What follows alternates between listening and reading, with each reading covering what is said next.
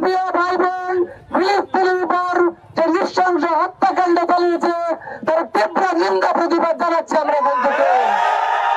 আজকের এই সমাবেশ থেকে ঘোষণা করতে চাই, ইসরায়েলি সকল পণ্য বয়কট করতে হবে। ইসরায়েলকে এই ফিলিস্তিনের উপর যাতে নৃশংস হত্যা চালাতে না পারে, আজকের এই সমাবেশ থেকে জাতিসংঘের উপর দাবি জানাতে চাই, আন্তর্জাতিক আইনের মাধ্যমে সেই নেতানিয়াহুকে গ্রেফতার করে ইসরায়েলকে নিষিদ্ধ করতে হবে।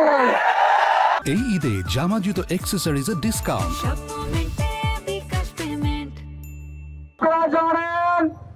সম্পূর্ণ যুদ্ধ বিরতিকে উপেক্ষা করে কাপুরুষোচিত ভাবে রাতের আধারে সন্ত্রাস দখলদার ইসরায়েল বাহিনী আমাদের পবিত্র ভূমি, আমাদের ভাই ফিলিস্তিনি ভাইদের উপর এক নির্মম নির্যাতন চালিয়েছে।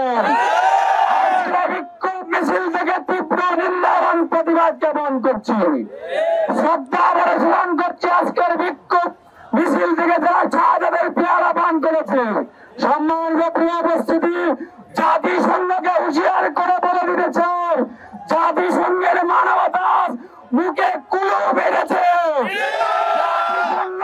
যাতে কুচাতের এক শূন্য। অনতিবিলম্বে যদি হত্যাকাণ্ড বন্ধ না করা হয়, মুসলিম বিশ্ব ঐক্যবদ্ধভাবে দুর্বার আন্দোলন করে তুলবে।